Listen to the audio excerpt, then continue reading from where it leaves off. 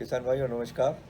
मैं डॉक्टर अमरनाथ शर्मा भारतीय सोयाबीन अनुसंधान संस्थान से आपका पुनः इस छोटी सी वीडियो क्लिप में आपका स्वागत करता हूं।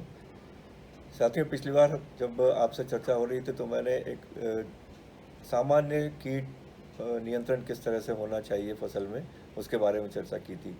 लेकिन आज मैं एक विशेष कीट के बारे में चर्चा करना चाहता हूं जो कि सोयाबीन में लगभग हर साल आता है और काफ़ी नुकसान पहुंचाता है। ये कीट है तंबाकू की इल्ली, जिसे आप लोग प्रचलित भाषा में चित्तीदार इल्ली या काली इल्ली भी बोलते हैं। इसका वैज्ञानिक नाम स्पोडोप्टेरा लिटूरा होता है। ये कीट जितना नुकसान करता है, जितना देखने में मुश्किल लगता है, उतना ही उसको नियंत्रित करना आसान होता है। आसान इसलिए हो सकता है कि अगर आप उसके जीवन चक्र का थोड़ा सा भी ज्ञान रखते हैं तो इसका नियंत्रण बहुत आसानी से हो सकता है। इसका जीवन चक्र ऐसा होता है कि जब मादा मक्खी होती है नर से मिलने के बाद में पत्ती की निचली सतह पे समूह में अंडे देती है, और जब इन अंडों में से इल्लियाँ निकलती हैं छोटी छोटी, तो वो एक ही पत्ती पे रह के पत्ती का हरा भाग खुरच खुरच कर खाती हैं, और इसके परिणाम स्वरूप वो पत्ती पूरी सफ़ेद हो जाती है, जालियाँ पड़ जाती हैं उसमें।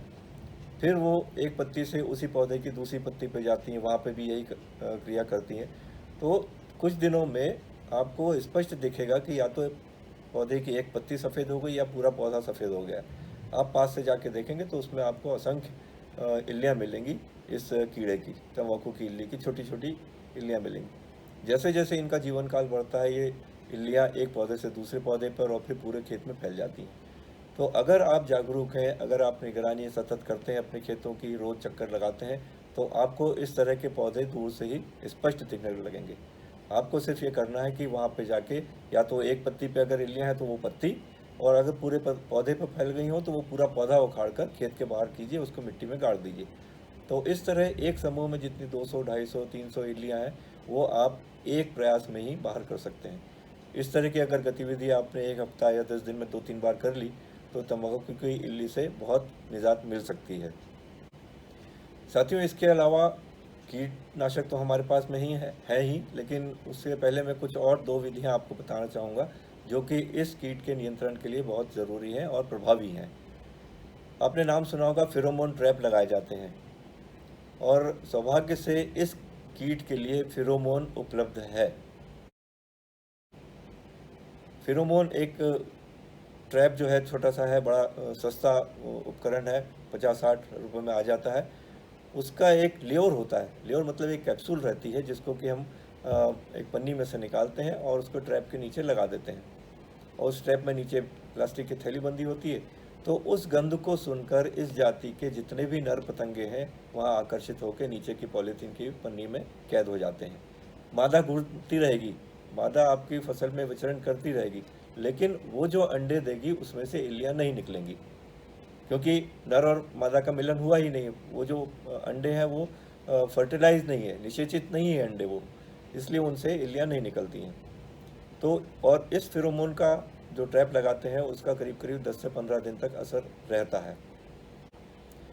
इसके बाद में एक और जैविक कीटनाशक हमारे पास में है जिसको हम बोलते हैं न्यूक्लियर पोरीहेड्रोसिस वायरस, मतलब कि वायरस आधारित जैविक कीटनाशक होता है।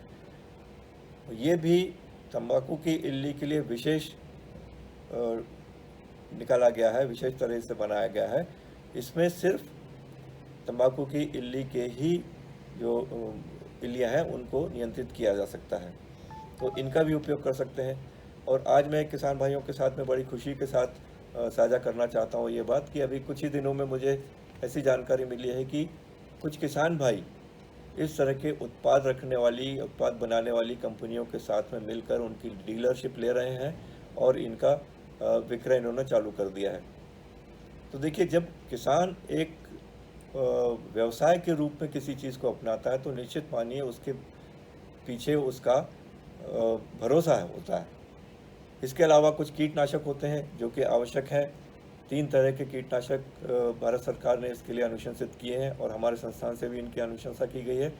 वो है इंडोक्साकार, जिसका 333 मिलीलीटर प्रति हेक्टेयर, या फ्लूबेंडियामाइड नाम की दवाई आती है, वो 250 मिलीलीटर प्रति हेक्टेयर, या फिर स्पाइनोटेरम 450 मिलीलीटर प्रति हेक्टेयर।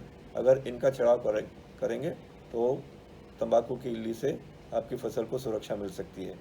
तो आशा है ये जानकारी आपके लिए उपयोगी होगी। कृपया इन बातों का ध्यान रखें और इनका अनुसरण करके अपनी फसल को इस कीट से बचाएं।